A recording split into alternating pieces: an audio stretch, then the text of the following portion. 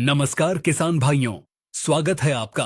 खेत की मेड़ पर बैठकर एक ऐसे मुद्दे पर बात करने जा रहे हैं जिसने पिछले कुछ समय से सोशल मीडिया और किसानों की चौपालों पर हंगामा मचा रखा है। वो मुद्दा है खेती में शराब यानी दारू का इस्तेमाल।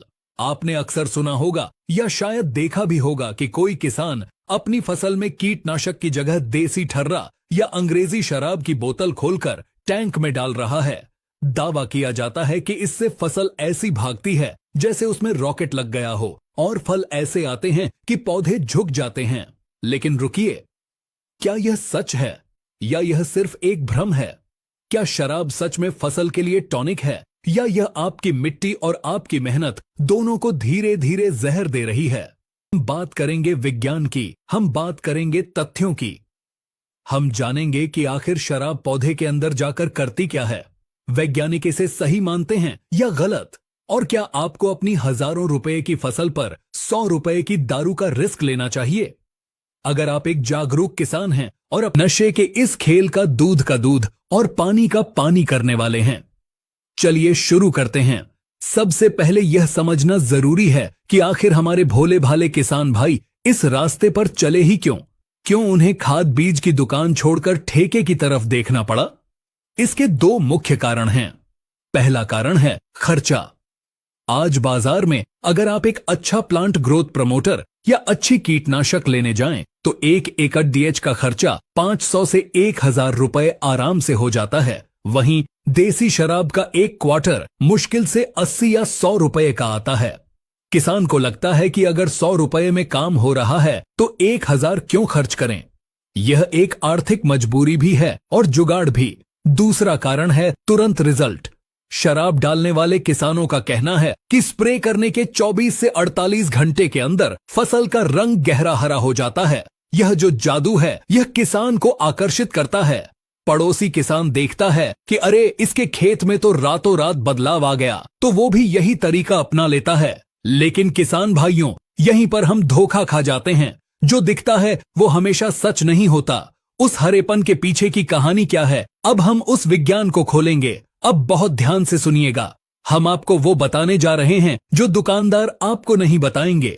शराब, चाहे वो देसी हो या अंग्रेजी, उसमें मुख्य चीज होती है एथिल अल्कोहल। जब आप इसका स्प्रे फसल पर करते हैं तो पौधे के साथ 3 बड़ी घटनाएं होती हैं। पहली घटना है उत्तेजना। जैसे शराब पीने के बाद इंसान के शरीर में खून का दौरा तेज हो जाता है, ठीक वैसे ही अल्कोहल पौधे के मेटाबॉलिज्म को बहुत तेज कर देता है। पौधा स्ट्रेस यानी तनाव में आ जाता है। उसे लगता है कि कुछ अजीब हुआ है। अपनी जान बचाने के लिए पौधा अपनी जड़ों से तेजी से पानी और भोजन खींचना शुरू करता है। इसी जल्दबाजी को हम ग्रोथ या विकास समझ लेते हैं। यह पौधे की नेचुरल ग्रोथ नहीं है, यह एक इमरजेंसी रिस्पॉन्स है। दूसरी घटना है रंध्रों का खुलना। हर पत्ते पर छोटे छोटे छेद होते हैं जिन्हें हम रंध्र या स्टोमेटा कहते हैं। अल्कोहल के संपर्क में आते ही ये रंध्र जबरदस्ती खुल जाते हैं। जब रंध्र खुलते हैं तो पौधा वातावरण से कार्बन डाइऑक्साइड ज्यादा लेता है और प्रकाश संश्लेषण बढ़ जाता है। इसका परिणाम यह होता है कि पत्ता तुरंत गहरा हरा दिखने लगता है। लेकिन इसका नुकसान यह है कि रंध्र खुले रहने से पौधे का पानी बहुत तेजी से उड़ जाता है, जिससे पौधे को प्यास बहुत ज्यादा लगती है। तीसरी घटना है सफाई। अल्कोहल एक बहुत अच्छा सॉल्वेंट है। जब आप इसे पानी में मिलाकर छिड़कते हैं तो यह पत्तों के ऊपर जमी धूल, मिट्टी और तेल की परत को साफ कर देता है। साफ पत्ता मतलब ज्यादा धूप सोखना। इससे भी फसल चमकदार दिखती है। तो अब आप समझे, शराब ने पौधे को भोजन नहीं दिया बल्कि उसे चाबुक मारकर दौड़ाया है। और बिना खाना खिलाए अगर आप घोड़े को दौड़ाएंगे तो वो कुछ देर तो तेज भागेगा लेकिन फिर गिर जाएगा। अब बात करते हैं दूसरे दावे की कि दारू डालने से कीड़े मर जाते हैं। देखिए, अल्कोहल में एक बहुत तीखी गंध और कड़वाहट होती है। जब आप स्प्रे करते हैं तो छोटे कीट जैसे एफिड, जेसिड या सफेद मक्खी, उनके शरीर पर अल्कोहल लगते ही उनकी ऊपरी त्वचा जल सकती है या वे बेहोश हो सकते हैं। इसकी बदबू से कुछ कीड़े खेत से दूर भाग जाते हैं, लेकिन यह कोई पक्का इलाज नहीं है। जैसे ही शराब की गंध उड़ेगी, जो कि 4 से 5 घंटे में उड़ जाती है, कीड़े वापस आ जाएंगे। और सबसे बड़ा नुकसान यह है कि शराब यह पहचान नहीं करती कि कौन सा कीड़ा दुश्मन है और कौन सा दोस्त। यह खेत में मौजूद मित्र कीटों जैसे मधुमक्खी को भी नुकसान पहुंचाती है और बिना मित्र कीटों के परागण नहीं होगा और पैदावार घट जाएगी। किसान इसकी अनुमति नहीं देता, लेकिन हम जानते हैं कि हमारे कई किसान भाई एक्सपेरिमेंट करना पसंद करते हैं।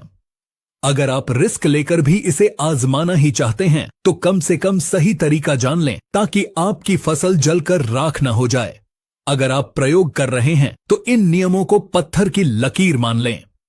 सबसे पहले मात्रा का ध्यान रखें। 15 लीटर वाले पंप में 30 मिलीलीटर से 50 मिलीलीटर तक ही डालें।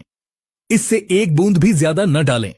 ज्यादा शराब का मतलब है जली हुई फसल। दूसरा, खेत में भरपूर नमी होनी चाहिए। अगर खेत सूखा है और आपने दारू डाल दी तो पौधा प्यास से मर जाएगा। पानी लगाने के बाद ही स्प्रे करें। तीसरा, इसे कभी भी खरपतवार नाशक के साथ न मिलाएं। चौथा, तेज धूप में स्प्रे न करें। शाम के समय करें जब तापमान कम हो। मिर्च, टमाटर, बैंगन, गन्ना में इसके रिजल्ट देखे गए हैं, लेकिन धनिया, सौंफ या जीरा जैसी नाजुक फसलों पर गलती से भी न डालें, पत्तियां झुलस जाएंगी। चेतावनी यह भी है कि इसे फूल आने की अवस्था पर बहुत संभल कर डालें। अगर डोज ज्यादा हुई तो सारे फूल झड़ सकते हैं। तो दोस्तों, अब आते हैं आज की वीडियो के निष्कर्ष पर। क्या खेती में दारू डालना सही है? जवाब है वैज्ञानिक रूप से बिल्कुल नहीं, क्योंकि शराब में कोई पोषक तत्व नहीं होता। यह पौधे को सिर्फ उल्लू बनाती है, उसे पोषण नहीं देती। बार बार शराब डालने से जमीन के सूक्ष्म जीवाणु मर जाते हैं, जिससे आपकी उपजाऊ जमीन बंजर हो सकती है। यह भविष्य का नुकसान है। तो किसान भाई क्या करें? अगर आपको 100 या 150 रुपए में ही फसल में जान डालनी है तो दारू की जगह ये वैज्ञानिक चीजें डालें। आप NPK 19-19-19 का इस्तेमाल करें, यह पौधे का असली भोजन है।